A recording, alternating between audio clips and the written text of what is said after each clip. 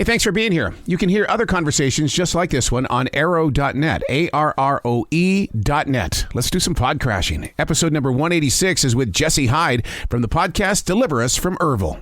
Putting together this podcast, Deliver Us From Ervil, I mean, you had to go into this mentally prepared because you can't just step into a cult story and not become a part of it somehow, some way. Yeah, that's true. I think that I didn't anticipate actually what I was going to have to prepare for. I mean, I knew the story was dark and violent, but it took some twists and turns that I certainly didn't expect. A Mormon town deep in the heart of a Mexican desert. How did you find out about this? And really, when it started to grow forward, the story inside your podcast, how did it change you? Yeah, so I grew up in the Mormon church, and I've reported on different Mormon fundamentalist communities for probably about 20 years. And so I had heard of this community down in Mexico, and I had been, intrigued by them. And then you may remember in 2019, there was a massacre of some women and children who were crossing a mountain range in Sonora, between Sonora and Chihuahua. And some of the people that were killed that day actually came from this community. And so when that happened, I got contacted by a number of different magazines I'd written about before or written for before. And they asked me to go down and look into the massacre. And so that was the first time I visited the community. In terms of how it changed me, I mean, I think I had to think. I no longer practice Mormonism, and I sort of thought I'd put it all behind me. But in meeting these people, I mean, you just sort of grapple with these questions of like how faith or religion can be a really positive thing in some people's lives. And then how it can just go like disastrously wrong and turn into, a thing that's pretty brutal and violent and bloody and dark. Was there ever a moment where they wanted to turn it around and didn't want it to go, and like you said, brutal and dark? Because, I mean, it's almost like, wow, they were living off their own rules. Yeah, so when the community first started, there were these two brothers, and we talk about this in the first episode, Joel and Ervil. Yep. And if you go down there today, the community is really still made in Joel's image, the brother who was killed. And so in some ways, they sort of attained what he had foreseen. It's sort of like this little oasis in the middle of the Mexican desert. I mean, it's in cartel country, so it's very dangerous. But when you're in the community, it's crazy. Like kids are walking around late at night, riding bikes. And so I think for the people that still live there, they would say that the vision was fulfilled. Ervil, the brother who killed Joel, once he killed Joel, his part of they broke off. They became a separate church, and they were really nomadic, just all over Mexico and the United States. But for the people that stayed, they kept sort of trying to build this religious utopia, and I think to some extent they succeeded. Did they preach the word of the Mormon, or did they create their own? Yeah, that's such a good question. The first time I was down there was a reporter from Germany covering the massacre, and because I grew up in the Mormon church, he was constantly asking me, like, trying to get his head around the difference between them and mainstream Mormons. I would say unless you grew up in the church, it's pretty confusing. Mm-hmm. Like, what is the difference? The main difference, of course, would be that they practice polygamy. The mainstream Mormon church abandoned the practice of polygamy in 1890. But yeah, I mean, the same, I guess you could say, beginning doctrines. And then from there, like any religion, came up with their own way of looking at certain things. One of the strange twists here, and I wish I could be with like a regular listener, or when they're scanning their iHeartRadio app, a cult that becomes a crime family. That right there is a hook. That's how you're going to get people to this podcast. Yeah, for sure. And the episodes that are coming up, I think the next one comes out Tuesday or Wednesday, is really when that crime family component of the story comes into sharp relief. The second generation of Ervil's cult, he was arrested in 1979, I believe. He died in a Utah prison in 1981. But while he was in prison, he wrote like his final opus called Book of the New Covenant. And when people smuggled it out, they couldn't make sense of it. They thought this is just the ramblings and rantings of a madman. But he had 7 sons who read it. And when they read it, they recognized what it was, which is it was a hit list. And so the second generation of the cult, none of this has come out yet. They really did operate like a mafia family where they would run drugs and smuggle guns for the Mexican drug cartel. And they would use all of it to finance hits on their father's enemies, even though he was dead. So sort of like this guy from the grave was still exacting vengeance and retribution for those that had betrayed him.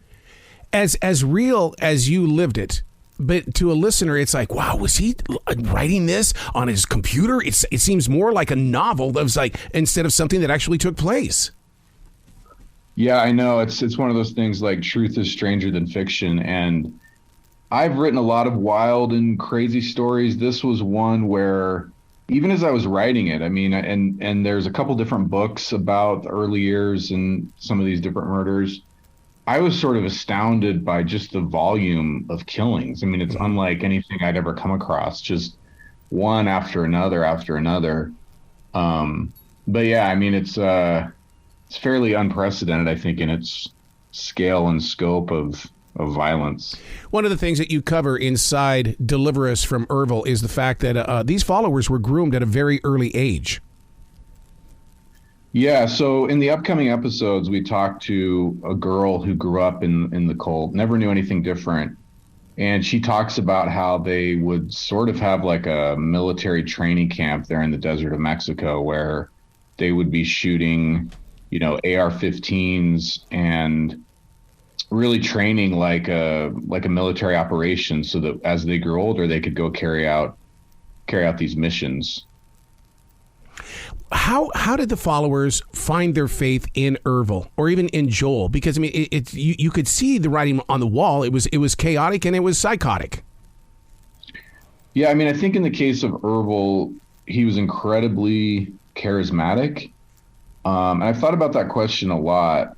I think that people oftentimes find comfort in somebody who has the answers, in somebody who said, life can be so confusing and chaotic. And if you've got a person in your life who's pointing the way forward and they are charismatic and you sort of like to be around them, I think that's one answer. In the case of Ervil, I think in episode 2, we talk about this massacre that his followers carried out in a little beachside town in Baja California called Los Molinos. And doing the interviews, we talked to a couple of people whose relatives were attacked. And all these years later, they said, we still love Ervil. So I think that sort of speaks to the charisma sometimes of these spiritual leaders. One of the things that really caught my attention very quickly was the fact that, you sit there as a listener going, I would never do this. I would never do this. And then all of a sudden I learned from you that, as you say, most of us are tribal. To get out could lead to death. I was like, oh, my God, that is so true. We are tribal. Yeah. And I think in the case of a lot of the people that were born into it, and I can relate to this having been born into the Mormon church, it sort of becomes your reality and you don't question any of it. It's just what's presented to you. For others who converted, I think in the case of Ervil's cult, it really was death. I mean, they were told, if you leave, we'll kill you. And then when they see that actually happening, it becomes a reality. Some of the people who eventually flipped on him because they felt like if I don't, I'm going to be killed. Yeah. But yeah, I do think there's sort of a universal theme there. Well, go ahead. Didn't Ervil also do some turning? Because I mean, there were some times there where the journalist got in his way. Yeah, there's one journalist in particular. He lives in Washington, D.C. now, but he sort of broke open the case here in Utah. And he had a close call where he was working on deadline at the newsroom. And had he not been there, he may have been killed. Ervil had sent 2 assassins to kill him. So, it was certainly a dangerous story to tell, because whether it was a judge, a prosecutor, police, journalists, yeah, anyone who got in his way, he tried to figure out a way to eliminate. What's really interesting about this is that it all takes place in the 70s. I was a teen in the 70s, so when I see 1974, when Ervil leaves the house or is kicked out of the house, and I see 1977 that the police learn about the cult. I mean, it's like what, you know? I mean, I know the music sound, I know the culture, but for them to separate themselves from what the culture was to create their own world just blows me away. Yeah, and I think that's really one of the essential things for any of these cults to operate. In the latest episode, I brought up this pretty well-known allegory of Plato's cave, where, you know, light starts to stream in and you begin to question, hey, is this real? Yeah. But I think for any of these cults to flourish, isolation is key. You know, right now on Hulu, there's that show Under the Banner of Heaven. The book talks about the FLDS down in southern Utah. And for years, I mean, I reported on them as well. If you went into their community, they literally had these big pickup trucks that would run you out of town. They called them the God Squad. And that was because they kind of intuitively knew, like, hey, no elements of the outside world, rock music, TV, whatever, can come in here, because if it does, then this carefully constructed world that we've created will crumble. And I think that's sort of essential for these things to survive. When you arrived on the scene to start putting together this podcast and things, did the locals basically look at you going, oh God, here comes the press? You know, in Colonial LeBaron, where this all began, it depends. I mean, because of the massacre, there are some people who have decided that the only way they can, or part of the way they can be protected, is to work with the press to keep their story in the headlines. But yeah, there's certainly others who have a totally different opinion. And I met with one of the guys who kind of runs part of the town. And as soon as I met him, he said, I hate journalists. So, yeah, there's certainly parts of the town where they would rather you're not there. Do you feel that any time with the conversations that you did that you freed people? Because I mean, there's a lot of people that have, kept their lips shut, and then all of a sudden you come in and you want to hear the story, and for the first time in years, they're sharing the story. Yeah, absolutely. And to me, that was one of the probably most fulfilling parts of the podcast. There's a woman coming up in episode 8 named Gabriella. She's never told her story, and she actually told me that this is sort of freeing for her to say, yeah, this is what happened. This is my past. I'm not ashamed of it. I want people to know about it. And there are lessons that others can learn from what, she experienced. So, yeah, I think that could be a really powerful thing for people. What took so long for the police to locate enough evidence? It's almost like it was all there, right there in front of them, but they weren't going to do anything until they got, full contact. I think part of it is they just needed people within the cult to be willing to testify against Ervil. And he was on the run. He was so hard to track down. But mostly it was sort of this religious omerta, like a code of silence, and no one would break. And part of it is they feared, rightfully so, that if they spoke out against him, they would be killed. Yep. What did you learn from all this? Because, I mean, this experience is something you're going to be carrying forward. Yeah, I mean, I think that we just, even for people of faith, and I have many friends and family, who are people of faith, you can never sort of put reason off to the side. I mean, I think I was talking to my wife about this, God, asking you to kill someone or something like that. I think you've really got to question that. And then I think the other part is just that, religion is a wonderful thing in many people's lives. And then, for whatever reason, we have these sort of powerful, charismatic figures that I think can lead people down some dangerous and dark paths. And so to kind of be alert for that. You bring up an interesting point because, I mean, just this past week, there was a mega church that's getting in trouble because they're bringing politics to the pulpit. And it's like, wow. And someone like yourself who's done this investigative reporting and stuff like that, does that inspire you to say, wait a second, there's supposed to be a separation between church and state here? Yeah. And I think the other part of it is that for so many people, politics has become religion. Where I live, there's so much fascination with, various different conspiracy theories, whatever. And, politics kind of has become people's religion, and you see a lot of parallels in terms of the charismatic leaders and frankly, just somebody who can offer simple solutions and sort of divide the world into us and them and the good guys and the bad guys. And, those are narratives that are as old as time, and people fall for them. How much time do you get to put into the process of the podcast, in the way that I know that you probably have a brilliant team, everybody's working together, and you also do the voiceover, but I mean, and the writing, but how much of the building do you get to be a part of? Yeah, I mean, we do have a brilliant team novel. They're based in London. And so I had a team that wrote it with me, and then we're in the studio recording. But yeah, I mean, I lived with this story really since the massacre. So it's been a couple years. Jeez. And, you think about it even when you wish you weren't thinking about it. And then I think the other part of it is, especially when you're talking with people who've never shared their story, you feel a duty to get it right. I mean, this is their first time telling it. They're putting it out into the world.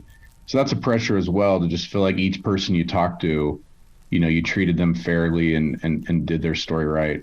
Podcasting has grown in the way that, so often, because when I started in 2012, it was just that little hobby that everybody was doing. But it's grown now into the fact that you guys build these things and then you release them like a novel or like a movie. I mean, so in other words, this podcast is probably already done 100%. What are you working on now? Well, the funny thing is, when you said it's released like a novel, this one was released like a novel when we're still writing chapters. Wow. So we were still writing and in the studio as it was being released. We actually just recorded the final 2 episodes a week or 2 ago. So that was kind of crazy for me, because you're hearing feedback and adjusting things. But I'm working on another podcast right now about doping in horse racing, and totally different subject. Oh man. Well, there's something that we can all relate with, because wasn't it just last year that the Kentucky Derby winner was doped up? Yeah, Bob Baffert. That's sort it. Of like the Michael Jordan of horse racing. It was banned for doping. It's a huge problem in the sport. But so shifting my brain from Mexico to Kentucky. How important is podcasting to basically the broadcast world, in the way that, I mean, because look at what you're doing with Deliver Us From Ervil. I mean, you use every inch of these episodes to share the story, whereas if it was a 5 o'clock news, you'd have 2 minutes. Yeah, for me, it's one of the most exciting things about storytelling. I've been a print journalist for my entire career, and the phone has just changed everything. I mean, it's good and bad. It's scrambled our brains to the point where if I sit down and start reading, I lose my train of thought within, I don't know, half a page. But with the podcast, I mean, we all walk around, do our laundry, mow the lawn, whatever, as we're listening. So I think it's super exciting for storytellers, just a brand new medium, and reach people kind of where they're at. Where can people go to find out more about you, give you some love, and to find out more about this new podcast you're doing? Yeah, so the podcast is available on Spotify, Apple Podcasts, wherever you get your podcasts. And then my website is jessehyde.com, and there's a lot of my stories there that I've written over the years. Excellent. Jesse, you got to come back to this show anytime in the future. The door is always going to be open for you. Hey, thank you, Aaron. It's great chatting with you and talking about this podcast. You bet. You be brilliant today, okay, sir? Hey, you as well. Thanks so much.